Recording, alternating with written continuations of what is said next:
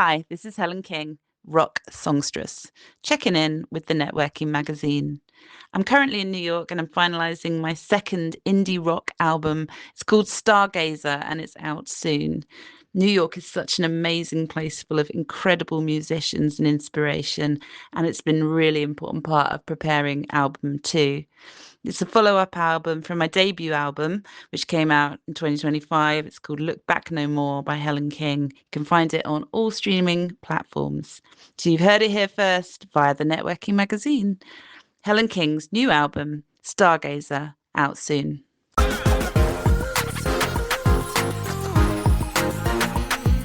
Hello and welcome to episode 4 of series 2 of Catwalk Diaries.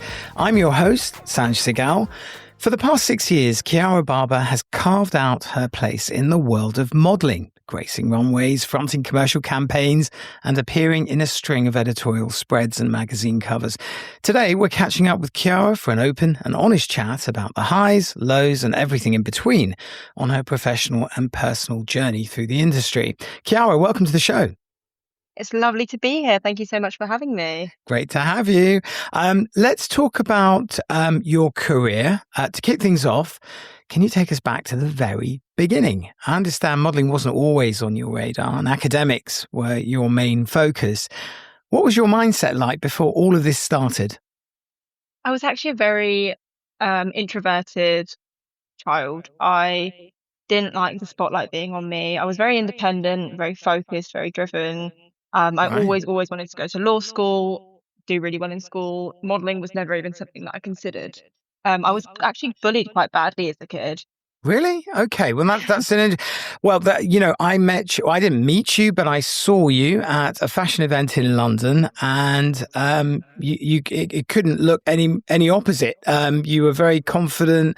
You were modelling there for two or three designers. I can't remember. I think it was two. Yeah, it was two. Two, yeah. Okay, right. Well, we can talk a bit about that because my goal really is to get you, people listening in might take your advice, may change focus on how their approach to modelling, etc. So I've heard that there was a bit of a sliding doors moment with a tailor and a dress that you bought. Can you tell us how that chance encounter happened and what was going through your head when she asked you to model for her? So I was 14. I was really excited that I just found this really nice dress. I felt really confident in it. It was the first time that I felt so confident in my own body and my own skin. Right. So my mum was like, let's go to a tailor. Let's get it to fit you properly. Let's get the length cut down. Right. And we literally just by chance found this tailor, went and spoke to her. And she was doing the altercations and she was saying, wow, you're really pretty. Right. And that's like the first time anyone, like a stranger, has been so kind to me about my looks. And she said, you've got such a unique look. I'd love for you to model for me. Wow. Okay. So that's how it all began. Did you actually sort of think, well, I don't have the confidence for that? Did you think about it, or did you just go for it? Did you say to your mum, listen, I'm going to go for it? I think I definitely needed the big push that I got from my mum because I Right. was like, really? Me? I'm not like good enough to do modeling. Come And my on, mum you're a was like, swan. You're a "Do it." swan. All right. So mum was fully supportive. Is it really important? I know it's a silly question, really, but is it really important to have that kind of backup, kind of presence? Definitely. Yeah. Yeah, Okay. absolutely. Yeah. Well, My mum's been such a big supporter, and without her support and help, I would not be where I am today. Right. She'll be listening into this podcast, I can tell you. Absolutely, she will. Listen, that led to your very first photo shoot for that very same tailor's boutique.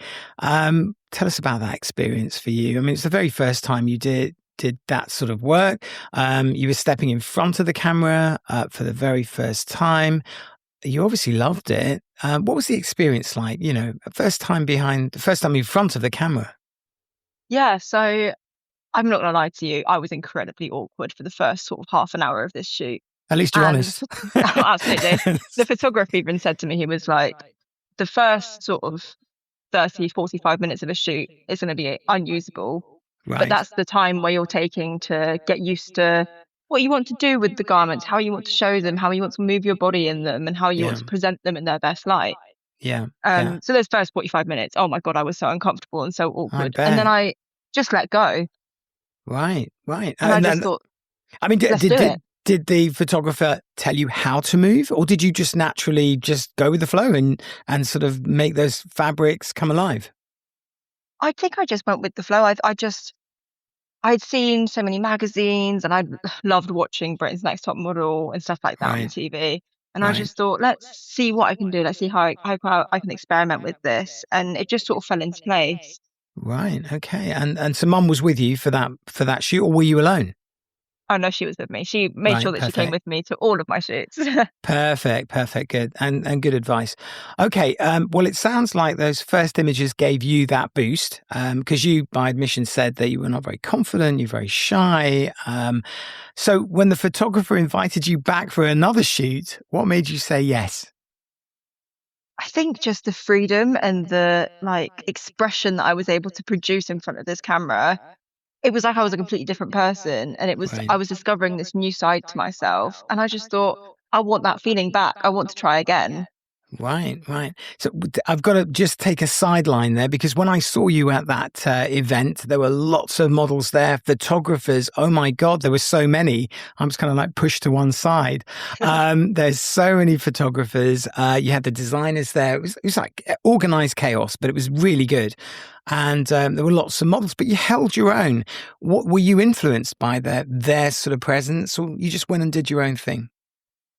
I think when you're working with a team of other models and you're showcasing a collection, you have to play on the vibes and on the energy of both the designer, the garments, but also the other models that you're modeling with. If Right. one person is super high energy and then the person next to them is super low energy, it creates this sort of break in the collection. And you definitely don't want that because you're there to sell these garments of the designer. So Yeah. you just Yeah. play off everyone else's energy and you try and match that, but also have your own creative flair in what you're showcasing. Right, right. And also, I mean, there was synergy between all the models. I have to admit, you all balanced really well. There was nobody sort of extrovert and introvert. You all kind of like on an even keel. And the designer was in synergy with the models too. Both of the designers there, really good. What happened? Do you make friends? Do you socialize with the model, or you just say bye and you never see them again? Oh no, absolutely. You make so many friends in all modeling events. I Right. mean, I'd say about 35% of a shoot or of a runway, or well, of a runway is about 75% just sitting around. I Right. mean, there's so many of us that Yeah. we all have to have our goes with getting fitted, getting hair and makeup done, Yeah. and then Yeah. doing rehearsals. But in between all of that time, we've got plenty of time to network and build those connections and build those friendships. Yeah, yeah. Well, talking about hair, that was really you can mention who did your hair. I don't know. There was a team there. Who did your makeup for that particular event? Who did the makeup and who did your hair? Oh my goodness, I couldn't Can you not remember? possibly remember their names, but they were part of the same team. The Right, hair and makeup artists, they were there showcasing their own brand, I'm pretty sure. right. I think I it think was it's Onapod or on a Onapod. Yeah, pled or yeah. Yeah, yeah. yeah, she does her own brand of makeup products and Right. but she Amazing. was Yeah. incredible. Yeah, yeah. I think she's in the magazine. She's in Catwalk Diaries issue number 9. She's actually there with you. I think on the other page. The hair they chose, the hairstyle they chose for you was particularly interesting because it was very classy looking. It went very well with jewelry. I think you did some jewelry modeling as well. Yes, I did. Yeah, it was really really classy, really nice. It stood out. It really did. So they did a good job. Really good. Well, so let's talk about after a few shoots with the local photographers, you landed your first magazine feature. Well done. And Thank you. yeah, how did that feel? And did it change how you saw yourself as a model? Did you? I mean, certain models can lose it and say, "Look at me, I'm famous now. I'm going to just strut my stuff," and others can just take it, very humbly. What was it like that moment for you? I think I had two moments with that. The first moment was when I was told it was going to be in a magazine and I Right. was over the moon, so excited. And then my second moment where it became real was actually unboxing the physical magazine. Wow. Wow. I can't Okay. even describe that feeling to you. I Yeah. felt like this was such a different side of me that I'd never seen before. With my Really makeup done nice. and my hair done, it was just such an incredible feeling. Do you look at yourself and think, that's not me? Yeah, Because all the time. I still do that. yeah, I remember I sent you the cover, the cover for Spotify, and you're like, oh my God, that's great. And I'm thinking that is you. I do um, forget sometimes. yeah. Okay. Well, moving on. Along the way, you found a real sense of community among other models. As you said, you make friends, some with loads more experience. What was it? What can you tell us about that? Because obviously networking is a key thing. And then you went on to apply for top model at just 15. That's quite young. So talk us through that. I think especially within modeling, I've always been the youngest in the room, and people are always so shocked to see. I mean, I'm only 20 now. Yeah. Um, People are still so shocked to be like, wow, you're so young and you've already been doing it for so long. It Yeah. was very, Yeah. very daunting, especially at 15, to walk into a room of models that had done hundreds of runways before, and this was my first ever runway for top model. Wow. Wow. It was so daunting, but I learned so much from those models. I bet there was kind of an influence, moment probably, or looking at them, you've probably learnt a lot. But did you made friends? You've kept in contact with a few. Of that experience, what did you particularly learn? Was that how to walk, how to carry yourself? Was it? Was there a particular take home that you would sort of give it advice to others? Something that you took from that experience. So with the coaching with top model and obviously the other older models that I met, and when I say older, I mean they were like in their 20s, but when I was Yeah. 15, that was old. God, I don't even want to tell you how old I am. Okay. I learned a lot on how to walk in heels, how to present myself, and how to Right. almost fake that confidence and sort of like older maturity. Right. That's interesting you said that. It's almost like a part to play. You treated it like a bit of an acting role. So Oh, that was absolutely, interesting. Yeah. absolutely. Modeling is so much about, it's so in cohesion with acting because you've got to manage your face, you've got to manage how you're sort of moving and how you're presenting these garments and how these garments are moving with you so that they're not working against you. Yeah, right. Interesting. Okay.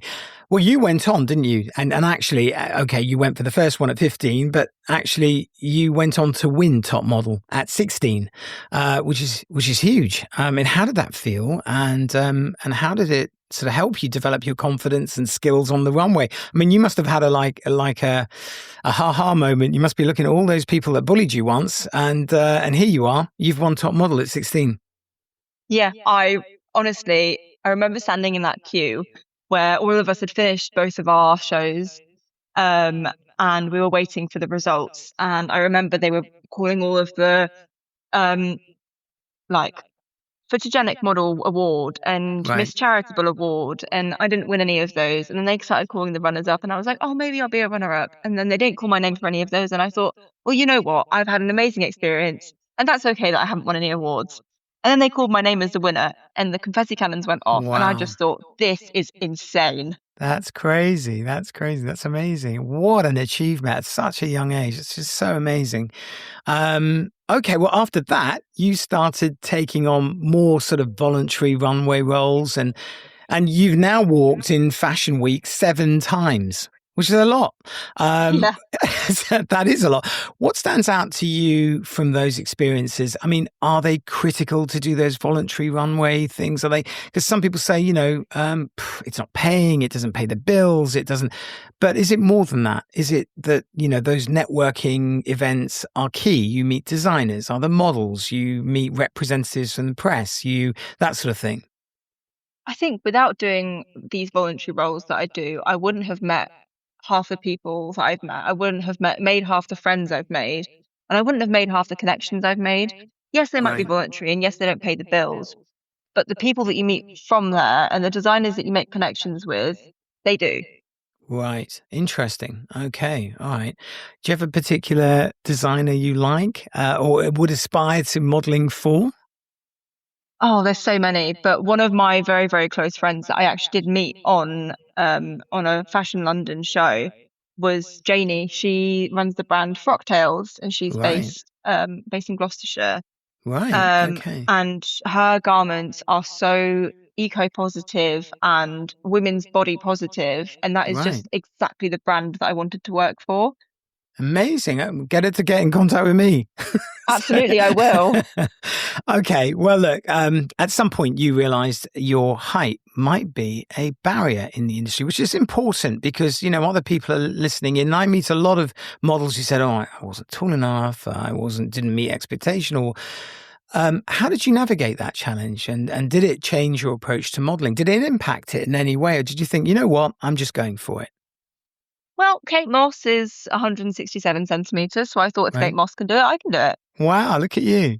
That's Um, amazing. Great. That's great. yeah. That's I great. mean, Yeah. I am definitely on the shorter side. I'm only 170 centimeters, which Right. sits at just about 5'7".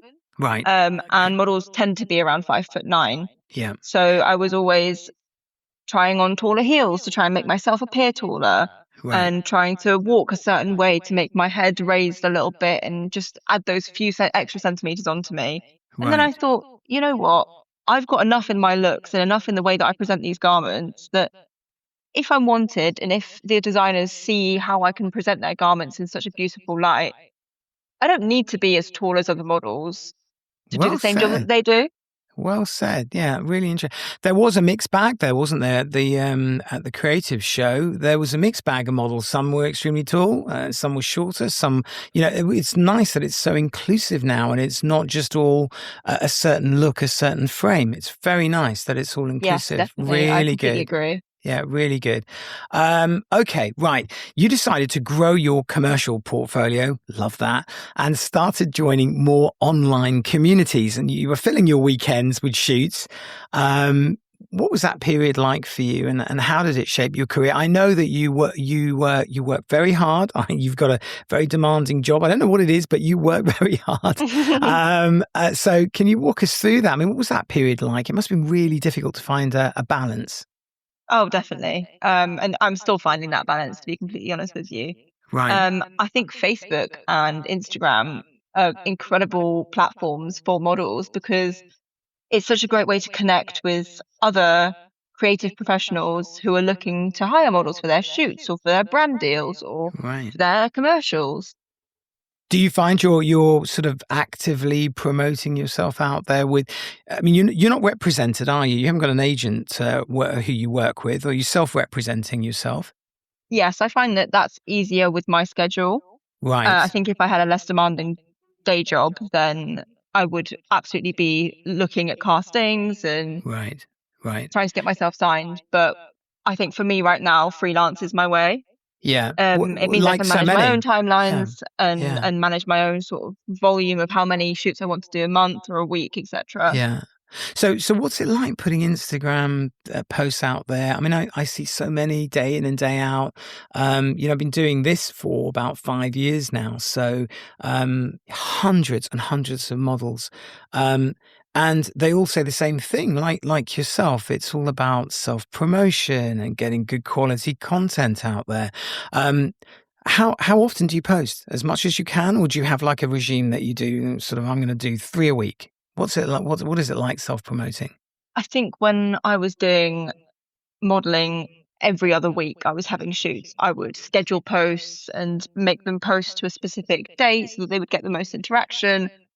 But as I've had to focus more on day-to-day life and being an adult, unfortunately, Yeah, um, yeah, it comes with its limitations, and it's meant that I can only post when I've got enough content to post. So right. I figured that I'm at a stage where I know enough designers that I can manage my own workload and I can reach out to them, or they wait for them to reach out to me with jobs. Love So your confidence. I love it. Yeah, really nice. Really, I think it's important because, there are a lot of models listening in thinking, well, I've just started in the industry. I don't know which way to go. I've got a demanding job. So hopefully, that kind of balance that you're portraying is something that they would take on board. It's nice to hear it from someone. Do you feel an obligation now that you just said you're an adult now, you're not 16 and 15? Do you find that, you are kind of a mentor? You've been through the wars and now they're looking at you for advice. Has that happened? I think that's still a crazy concept to me. Yeah. I can't believe that I'm now at the age that I was getting advice from other models when I was It's 15. incredible. It's incredible. Yeah. And you And make me even feel at so the old.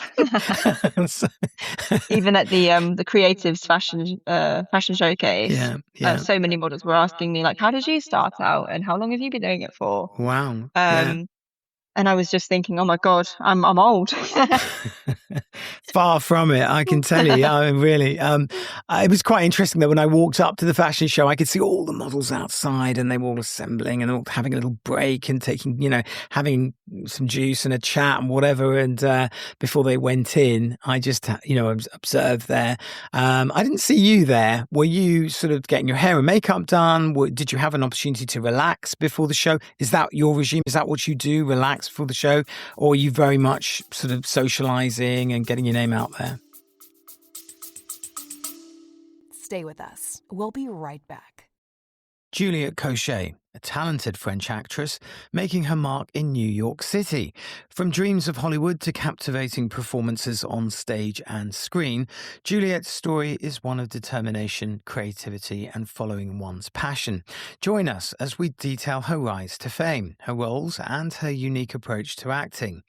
Whether you're an aspiring performer or simply in need of a dose of motivation, Juliette's journey will inspire you to pursue your dreams. Read the full interview now on our website, networkingmagazine.co.uk. I think it depends. So when I first started, I was super scared of having any carbs before modeling or, Right. getting bloated and then all of that. And I just Yeah. think that that's such a damaging image for young girls. Right.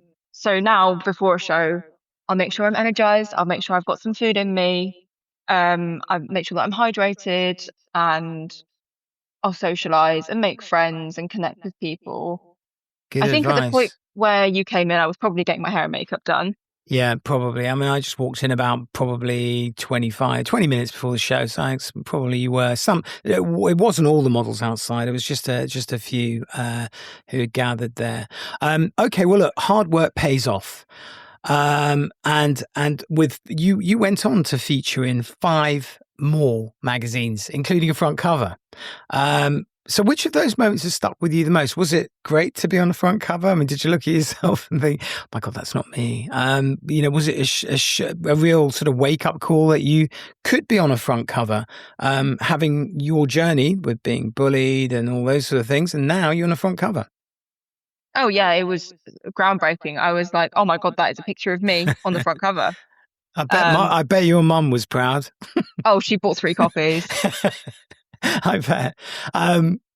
But life got a bit busier, and you started working full time. I know how hard you work because whenever I text you, you're like, there's that huge time delay. Which is duly noted, which meant modeling, sort of slowed for a while, and you had to balance everything out. That's quite hard.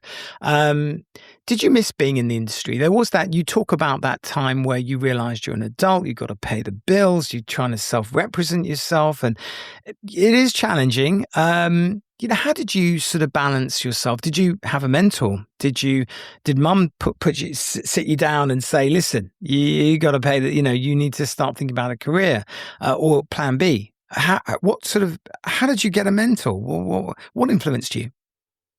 I think for me, it was very much, I knew this was something that I loved, but equally I knew that I needed something stable Right. while I developed modeling.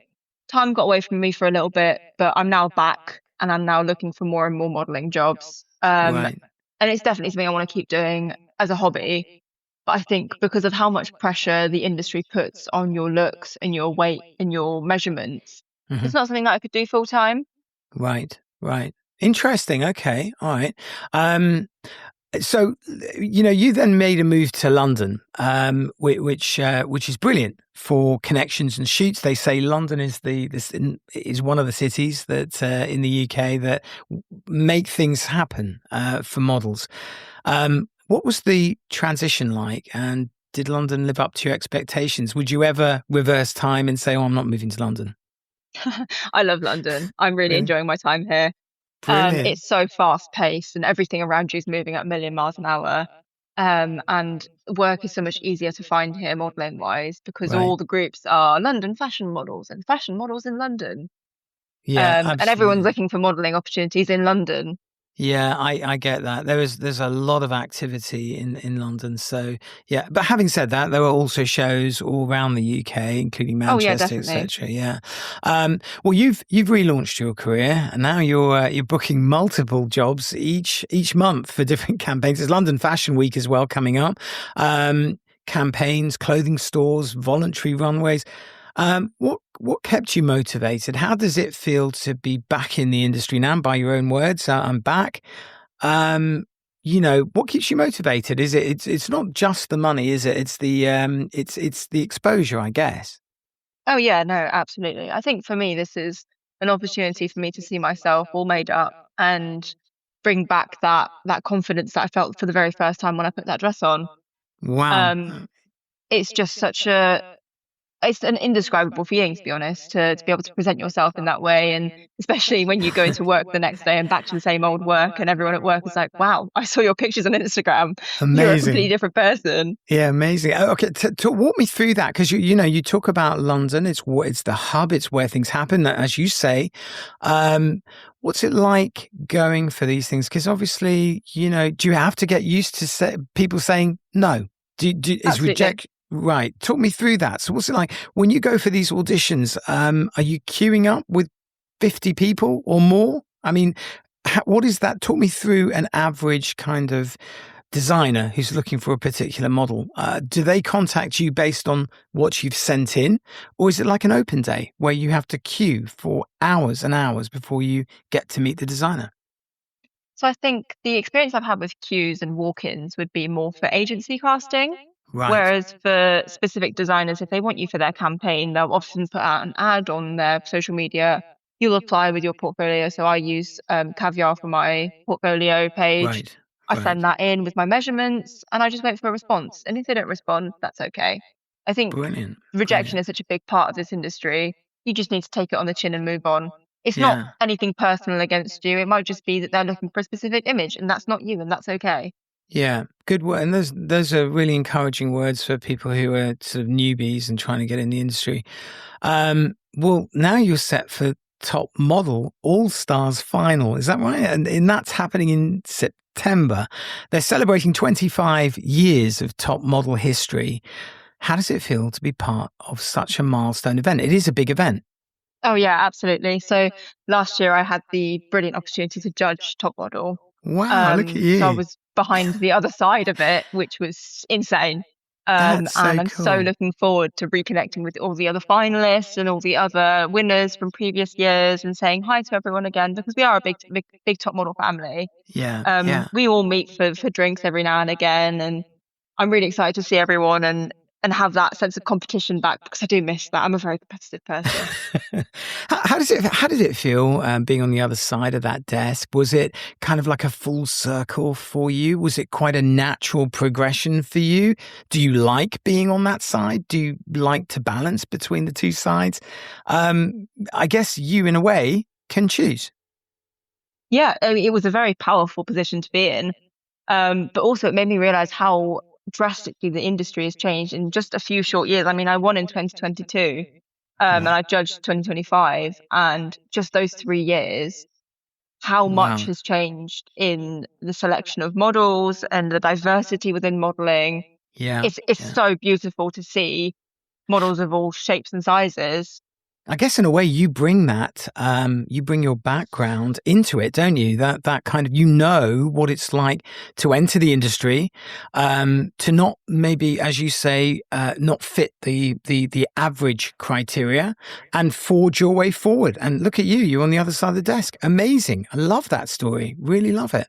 Right. Advice time. If I'm a newbie and I'm Yeah, coming into this industry, what would you say are the pointers you would give? be yourself. Don't try and act as a completely different person or fall into the influencer habits that people have nowadays. Be authentic, put your best foot forward, and don't compare yourself to others. do you know what? Mum's done such a good job on you. She's brilliant. She's brilliant. She's done a really good job. That's amazing. That's really good words out there for newbies. Okay, right. Well, look, what's on the horizon for you? I mean, looking into the future now in the next sort of 5 years, what's the next 5 years look like for you? I would love to do more runways. I think runway modeling is such an experience and such a community of people that you meet. I would love to keep applying for different shows every fashion season, and then also working with the designers that I've learned to love. Right. Definitely doing some more work with frocktails. I've got another designer that I work closely with, Black Noir. He's incredible. He does streetwear. Right. You just find such genuine people in this industry, and it's like so important to cling on to those people. Love that. Make sure you put a good word in for me. Absolutely, I will. Brilliant. Listen, Kiara, I know that you're sort of looking at your watch thinking, my God, I've got to go to work. I've got to go to work. So I'm going to let you go.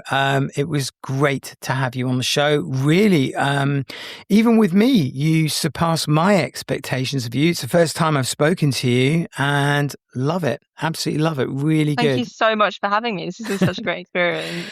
A massive thank you to all our listeners for tuning in. If you've enjoyed this episode, do give us a like, leave a comment, and share the podcast. We'll be back soon with another inspiring story on Catwalk Diaries. Until next time, bye for now.